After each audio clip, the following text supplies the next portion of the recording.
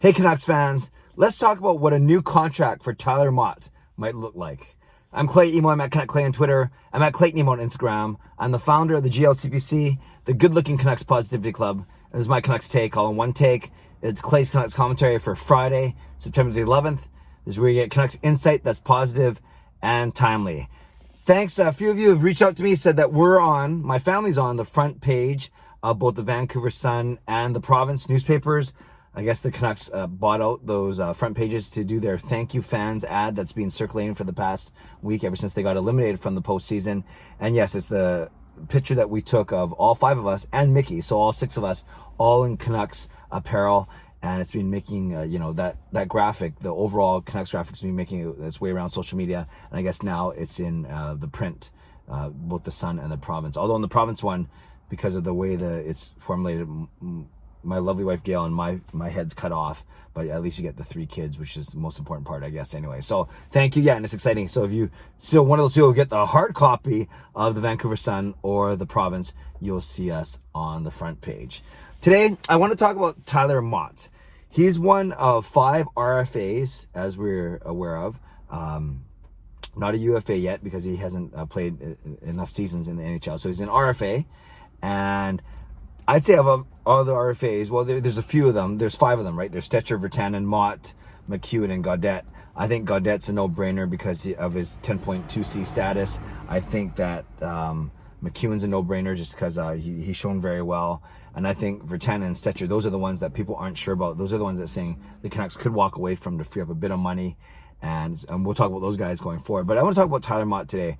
And if you listen to Jim Benning, who's been making the rounds on the media, Sportsnet 650, TSN 1040 yesterday, it sounds like it's a no-brainer for him. His very first comment when asked about Tyler Motte with Donnie the Moj yesterday was, "I love Tyler Motte." There's been no more 4 powerful words said in history. No, I'm just kidding. But I love Tyler Motte. He didn't say, "I love Jake Virtanen" or "I love Jacob Markstrom." He said, "I love Tyler Motte." And to contrast the way he was talking about Tyler Motte to the way he was talking about Jake Virtanen, he keeps talking about Jake Virtanen, comparing him to Alex Tuch and how they wanted more, they expected more. Benning did say that he wasn't trying to say he's disappointed in Virtanen, but he is saying that there is something more there. With Tyler Motte, he speaks of a guy who might be exceeding expectations or ability a little bit. And it's interesting because, as we know, Tyler Motte had a really, really good final college season at University of Michigan. He was part of that really, really good line, and Hobey Baker finalist. And he got drafted in 2013, 4th round overall by the Chicago Blackhawks. Finished off his college season, and then played 1 year in Chicago, and then got traded to Columbus, and then played basically up and down the minors a year and a half in Columbus before the Canucks traded for Tyler Motte as part of that Thomas Vanek trade back in February 2018. So he's only been here for 2.5 years, basically 2 seasons, finishing off the last half of the 18 season here for 18-19 and then 19-20. So 2.5 seasons basically. And his regular season numbers haven't been amazing because, and this season, remember, he started on the IR, so it took a while for him to get back in the lineup. But his stats haven't been amazing in the regular season because he's a 4th line player. Once in a while he'll get bumped up to the 3rd line or take an energy shift in the 2nd line, but he's basically played on our 4th line. But in the playoffs, he had 5 points in 17 games. Not massive, but 4 of those were goals. And remember, I think he had back-to-back 2-goal games. And those were nice goals too. They weren't like garbage goals. They were on breakaways. They were deking guys. Whatever it may be. I remember that awesome goal against Alex Pietrangelo where Pietrangelo didn't even have his stick. So Motte can score goals. We saw that in college, and we've seen that at the pro level as well. So the question is, how much is he worth?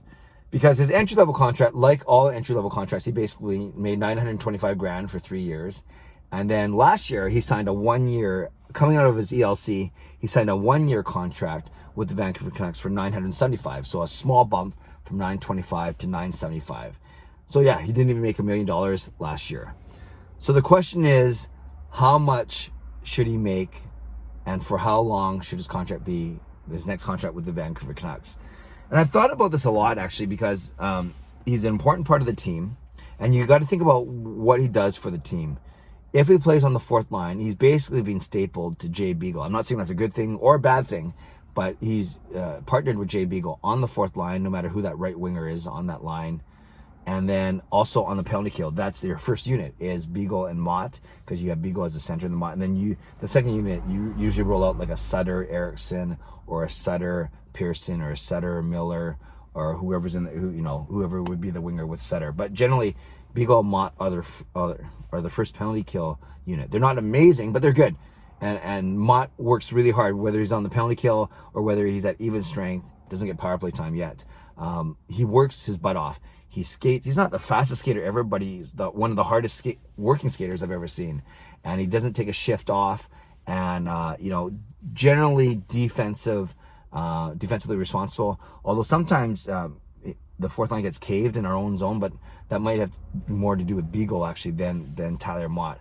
So we know he works hard. Probably one of the hardest workers, if not the hardest worker on the team. He's a good skater, not an amazing skater, but he's a good skater. He's got some offensive skill, and we've seen that, of course, like I said, in college, and then even during this playoffs. And he's a hustle guy. He's not afraid to take hits, to give hits, to muck up around the boards, and whatever it may be. We need those type of players. We need those type of players on our bottom six for sure. And I don't worry about he's not expected to be a goal scorer. So what would you give Tyler Motte a new contract? Well, obviously, when you talk about new contract, you got to talk about both term and money. He's not going to be a 5-year guy, a 6-year guy. He's simply not that good. And we're not trying to buy out years of his overpay to buy out years of his UFA-ness. No, there's nothing like that. The Canucks with their RFAs, we've seen in the past, whether there's a Jake Virtanen or whoever it may be, they usually, or Troy Stetcher, they'll do 1, 2, at the max 3-year contracts. So that's the thing is if you're convinced in what you have in Tyler Motte, because we've seen him now for 2.5 seasons, would you give him more than a 1-year contract? That's what we did last year. Maybe that was the show me year, so to speak. So maybe he tries to negotiate a 1, 2, or 3-year contract that would get him. So 3 years that would be 7 seasons, right? He's done 3 entry level, then 1. So a 3-year contract would get him up to be a UFA. I don't think you go any more than that. So that's the first question: is do you go 1 year, 2 year, or 3 year? I think he gets more than a 1 year. I think he's shown that. So I think the Canucks would want to lock him up to a 2 or 3 year contract. At least have some price stability, certainty that way. Cost certainty, not price stability. Who says price stability? It's cost certainty. Okay, so then let's talk about the money. He's obviously going to make more than he did last year, $975,000. When I first thought about after the season, I was thinking, would he get like 1.5 million? And then a few people came back to me and said, "Oh, Clay, that's not enough. He's gonna want 2 or 2.5 million," which I guess is fair. But then you got to think that Jake Virtanen, he was in a similar situation, and his contract was only 1.275, I think it was, or 1.3 million. And now Virtanen, after playing 4 or 5 years in the pros now, after 5 years, he's going to be looking for $2.5 to $3 million likely. So I don't think it's as high as that yet, because Motte has basically only had 1 really good season with the Canucks, or actually 2. This season was cut in half. But you could argue that maybe he's going to be more of an everyday player than Virtanen. So let's say Motte gets a 2 or 3 year contract.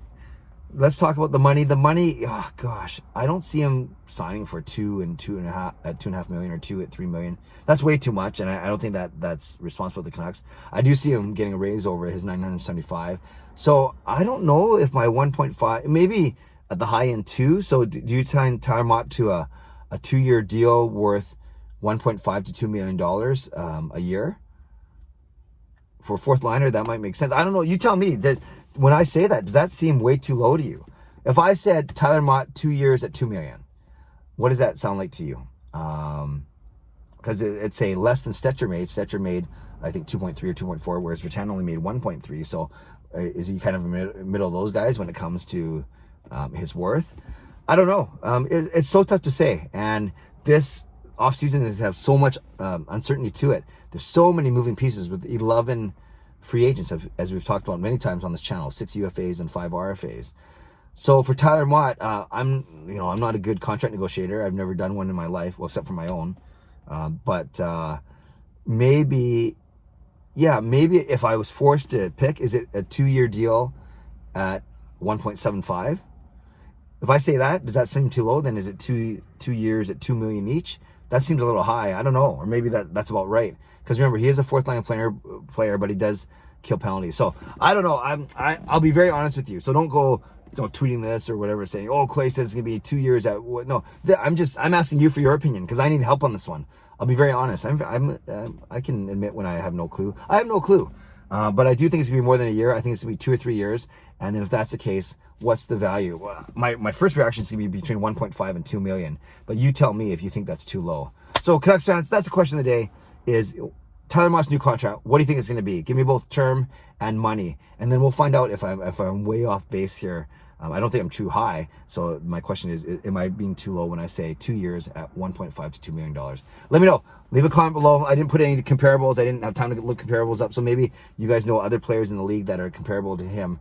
But I'm not sure how many fourth liners are making a lot more than $2 million a year. So let me know what you think. Leave a comment below. I will read, react, and reply as always. Subscribe if you like to. Like this video if you like to. Stay safe, stay healthy. Take care of yourselves and take care of each other. God bless, and go Canucks go.